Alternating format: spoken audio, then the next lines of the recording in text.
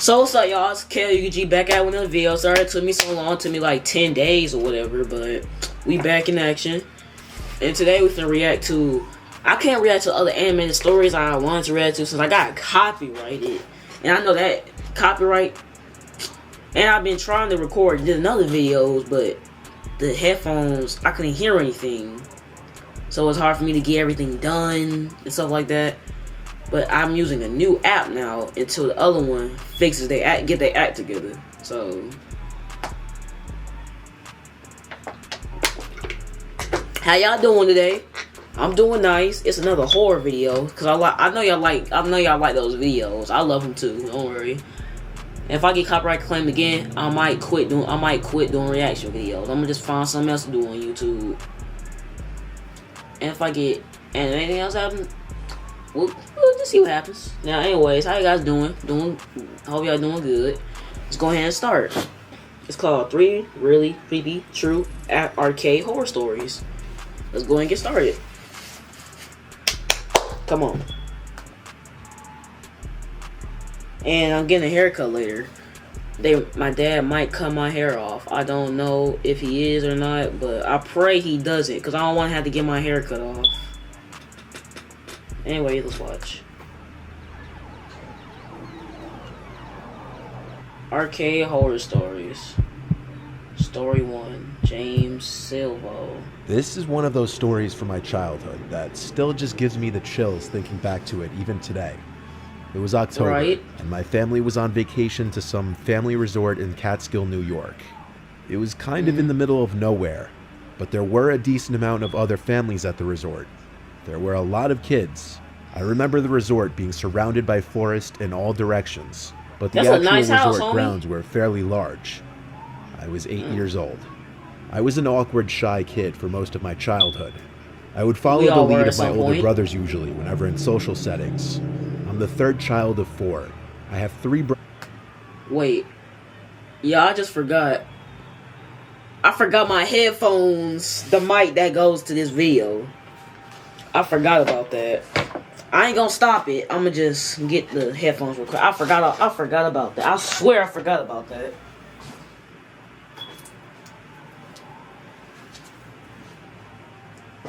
This thing right here.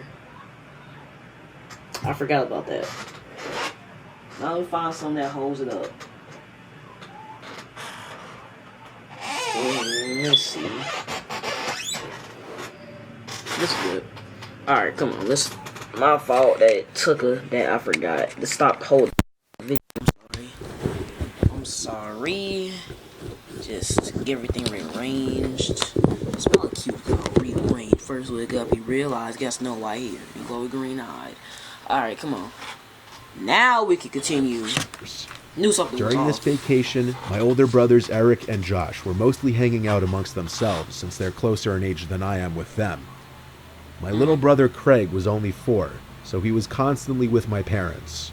When we weren't all together doing resort activities, everyone for the most part split up. My dad gave all of us money to play games at the arcade inside the activity hall building. My parents assumed I was with my older brothers at one point, but I was actually alone just exploring the resort grounds. Y'all know something? Back on my trip to Florida like 6 years ago, 8 years ago, I remember there was this place where you could play. It had like a whole bunch of game systems. It had Xboxes, a whole bunch of Xboxes. It was like those little golf things. I got to ride on those little golf carts. I got to ride on those, and I got to play some Xbox games. I'll never forget. It was this one Kung Fu Panda game. I forgot what it was called. And there was this one kid. There was this one kid I met. Well, I think it was like a white kid or something like that. I think we became friends, and we was talking, and we was trying to beat the game together. I think. Let me find it. Kung Fu Panda Xbox game. Let me find it. I remember the game. I forgot what it was called. Oh. It was just called Kung Fu Panda game. Wait. It's called... Oh yeah, it's right here. Here it is. Look. I'm gonna show you. Give me a second.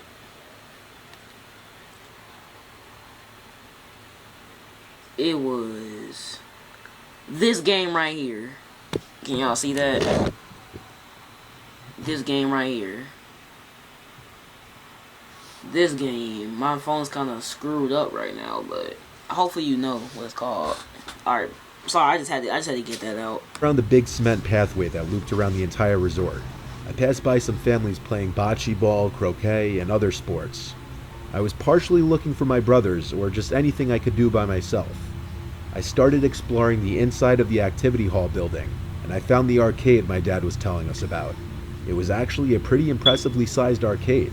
It had a bunch of pinball machines and all the standard classic arcade machines. I think it was a At the time, most of the games were just a quarter to play. So I looked around the room for a game I wanted to play, and I noticed in one corner of the room this door with this really fogged up looking square glass window in the middle. It was like a special kind of glass that was hard to see through. I thought I could see something through the glass. So I walked a little closer to the door to look through it better, and I saw this humanoid figure standing there, staring through the window. I looked at it for like 15 seconds and it wouldn't move. I could barely see the face of it through the weird glass, but it kind of looked like a Halloween prop. It was Halloween season after all, and so that's what I assumed it was. Okay. Decoration You meant to scared me scare for a the second. kids. I walked away to find a game and ended up playing the Simpsons arcade game. The arcade machine was in the line of sight of that door though, and I couldn't help but keep looking over to it every few seconds, still seeing that blurred image of the figure on the other side of the door. If it was a decoration, it was doing its job and creeping me out. After I lost the game, I just had to go back over to the door and look through the glass again, this time putting my face basically right up to the glass. I saw the blurred face of the figure standing there. It was a man for sure. The neutral expression on the face suddenly changed to a smile, and I gasped in horror. It was a real person. I ran halfway out of the arcade, then stopped and turned around. The blurred figure on the other side of the door was gone. I slowly walked back to the door and opened it. I was brought into this dark hallway. It just had this liminal, unexplainable feeling inside of it, and I was creeped out. I didn't see anyone in there, but it got so dark mere feet away from the door that for all I knew, there could have been someone hiding further down the hall. I went back through the arcade to where I came in from, and went straight back to our room and stayed there till my parents returned. I told them about it, and I'm sure they found it odd. That night, when we all had dinner together in the dining hall, something disturbing happened. I noticed a man sitting alone at one of the nearby tables. He was facing me and looking at me. That was the man. He had a plate of food in front of him, but I don't remember seeing him eating. When he saw me look back at him, he smiled. Immediately, I thought back to the man I saw on the other side of the door. Even through that blurry glass, I felt like the face and smile matched. I quietly told my parents about the man, scared, and they looked back at the man, which caused him to stop looking over. My dad told me to just not look in that man's direction. Pretty soon the man got up and left, and he took one last look at me before he did. Y'all could just jump I tried my best to look away and pretend not to notice. That was the last time I saw that man on our trip. I look back on it and feel like he was most likely a predator. The way he just stood there still as a statue, watching me for so long. And then that creepy smile. If I'm right, I hope no children ever fell victim to him. I'm just saying, he probably wanted those little kid cheeks. He probably wanted them 8-year-old cheeks. I once dealt with a very bad stalker situation as a male when I was 23. I had met this girl, Alyssa, who was 19. I actually slid in her DMs on Instagram, and it went from there. I was surprised she answered me because she had a lot of followers. We hung out only a few times, but she seemed extremely clingy very quickly, which was a major turnoff for me. I started hanging out with other girls. I don't know why, bruh. That's how we all feel. How we, maybe try to slide in the girls' DMs, and they have, like, a whole bunch of followers. Like, they be having, like, 3,000 followers. And you look at them at school, and they don't even talk to people like that, and they have that much followers. We seen that before. Like, dang. But, I don't know about y'all, but I like, you know what? Never mind. I like aggressive girls. Girls, they'll just just put their hands around me, choke me, tell me to shut up. I don't know. Am I a weirdo? Yeah. Sorry.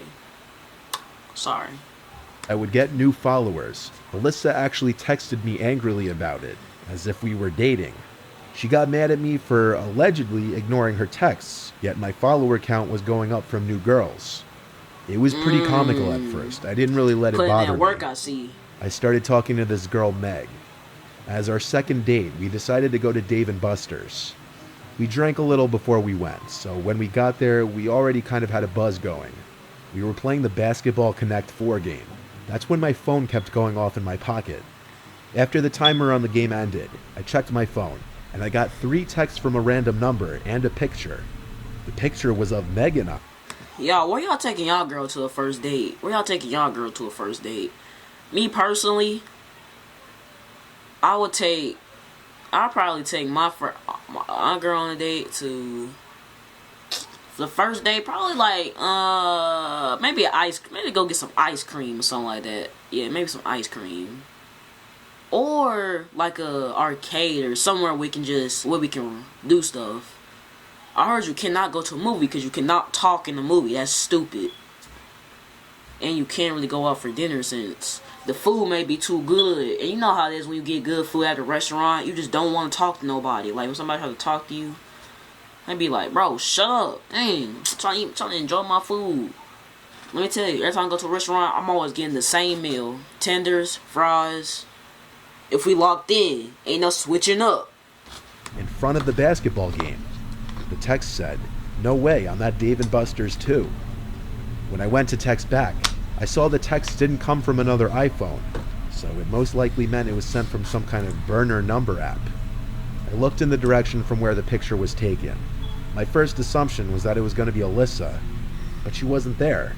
It was just a few other groups of people playing different games. I replied, Right. "Who is this?" But there was no response.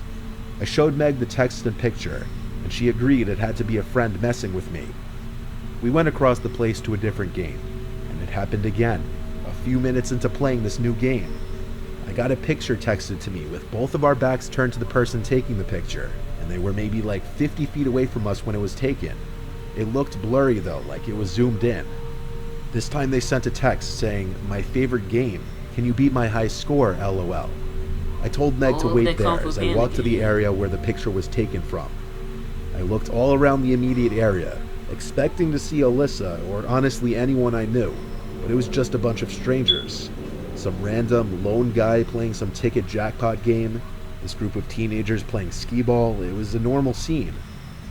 I replied to the text again asking, "Who is this?" Then I texted a few of my close friends a screenshot of the pictures, of course asking if it were any of them first. I believed them when they said it wasn't. It could have been anyone, but I did not see Alyssa in there. The person responded to my text, "Who do you think it is?" I said maybe we should go to Meg, and she agreed. We left the building and went to my car. I got a text from the number saying, "Why'd you leave?" I didn't respond. Oh my. We went to a nearby bar to continue our date, and after that, Meg actually came home with me. Meg and I were in my room when I got a text again. It was from the same number, another text and picture. The text said, "What a lovely house, come outside," and the picture was of my house. Now this was a direct threat. This was not a joke anymore. I wasn't sure if whoever it was still outside my house or not, until I heard a window break from downstairs. I grabbed my Glock 19 from my nightstand and charged downstairs and out the front door. I like how he said that. I extremely like how, if I have my gun with me, bro. I got my Glock 19, and I think I just cursed accidentally. I'm sorry. Front of the house with a big metal baseball bat in his hand. He was acting tough until he saw my gun. Then he dropped the bat and put his hands up. I yelled to Meg inside to call 911 as I had my gun pointed at the man. I recognized him to be one of the lone men at Dave & Buster's playing some ticket jackpot game, which now that I think about it, he was probably just pretending to be playing. I asked him who he was and why he was following me. He immediately said that he was Alyssa's brother, and that basically he was trying to stick up for his sister. I yelled at him that there was nothing to stick up for. All I did was stop answering her. He claimed that Alyssa told him that I hit her, which I screamed at him that was complete bullshit. I only hung out with her a few times and lost interest. I even went as far as to call them both batshit crazy, and he responded saying please don't call the cops. But Meg did, and when they showed up, it was an easy arrest for the police. I also sent a video of the ordeal to Alyssa, which was the sweetest form of a revenge imaginable. That brother finna She come didn't even out, bro. reply He to finna have it, a whole but I know villain she arc. saw it. Needless to say, Alyssa's psychotic brother paid for the window, and neither of them have dared to bother me again. That boyfriend, her brother finna have a whole villain arc. He'll come out look like Talon. When I was a young kid, arcades were a lot more mainstream in society. Before everyone had smartphones and crazy advanced video games at home, going to the arcade was one of the most fun things you could do as a child. There was Facts. Before I had phones, that's what I went. And I remember when they used to have coins. Like my main arcade place was Chuck E. Cheese, Main Event, Penny Strikes. Those was I think those was my main arcade places. Chuck E. Cheese, of course, cause I always loved the pizza, especially the pizza, the cotton candy. I remember when they you actually got to use coins. Now they just make you use cards. That's why I don't like playing arcade. I don't like doing arcade games no more. Cause you just do it. You don't even get nothing out of it. You really don't even get nothing out of it for real. Cause I just feel like, cause you have to use cards. You can't even use coins. That's the reason I don't like arcades. Arcade right by my school that my friends and I would often go to after school or on the weekends. One day I went there with my friend Connor right after school. It was kind of quiet there today because it was a stormy day and most kids probably just ran home or got picked up by their parents. So besides a few other kids, we had the place to ourselves. The usual age range of the people there was like 10 to upper teens. Connor and I were playing Street Fighter together when this older guy started watching us play. Looking back now, I'd say he was around 35, which to us when we were 10 seemed super old. Connor and I looked at each other and smirked because we both noticed it and it was kind of awkward. The man started commenting on the gameplay, like cheering us on and having remarks on basically any hits we landed on each other. At first, we laughed, I guess to be polite, thinking he was trying to be funny, but at a certain point it just got weird. Like he didn't know when to stop and leave. He watched us play the entire match, and had he not been there, we would have played another, but we decided to migrate to something else just to try to get away from him. As we went over to the air hockey tables, the guy was following us and started talking to us. He introduced himself. I don't remember the name he gave. He offered to pay for our game of air hockey. We were 10 and we viewed our quarters as gold, so we accepted the guy's offer. Even at 10, we could tell he gave off some kind of antisocial tendencies. He didn't seem completely normal. Of course, he watched our game of air hockey too, and kept commenting on the game as if he were a professional commentator for some sporting event. But it went from annoying to downright creepy when he started making physical contact. It started when I scored a point on Connor, and the guy congratulated me and put his hand on my shoulder. The hand stayed there for a few seconds actually. Outside I was smiling. Inside, I wanted to tell him to get lost. I saw it in Connor's face, too. Anytime one of us scored, he would go over to us and pat us on the back or shake our shoulders. The guy was... I can imagine this man just patting his hand on my back, bro. When I'm trying to play my boy in the arcade game, I'm just playing the arcade game. Bro, he'd just be like, good job, sport. And I'd be like...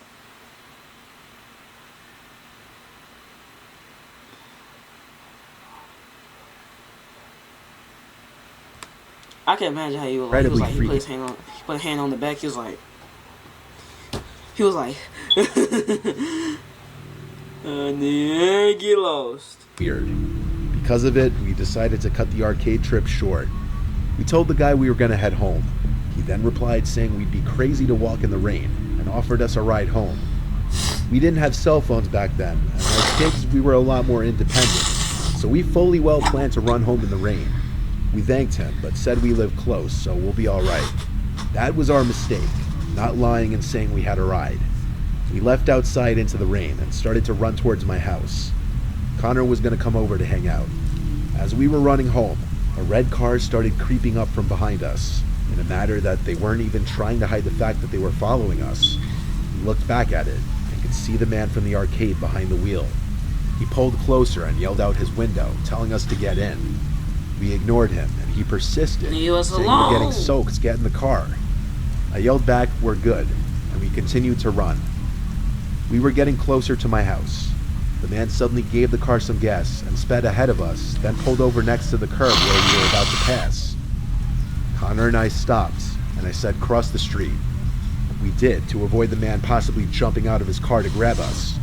This ordeal made us run even faster to my house. My house was now in sight, and the red car was still behind us. We made it to my front porch, and I rang the bell at least 10 times until my mom answered the door. We pointed to the red car, but it was already all the way down the street. Whoa! I swear I just heard something. Like a middle drop. I swear I swear on everything I just heard something. You know what, man? I'm just stressing. I'm alright. Let's just finish the video. We told her about the man who was following us from the arcade, and she was mad that we led him right back to the house instead of ringing one of the neighbors' doorbells. And she was right to say that, because the next day when I was leaving to walk to school, I saw that red car parked a few houses down on the opposite side of the street right away. I went inside to tell my parents, and while my mom called the police, my dad stepped outside and started angrily walking over to the car. As my dad was halfway towards the car, it turned on and sped down the street to never be seen by us again. I had to speak to the police a little bit to describe the man and what he did at the arcade during the walk home and afterwards. Sadly, my dad did not catch the license plate, but they did have the information on what kind of car it was. Still, I don't think they ever found that guy. He was clearly sick in the head. We were not allowed back at that arcade by our parents, and the arcade owner was alerted of that man.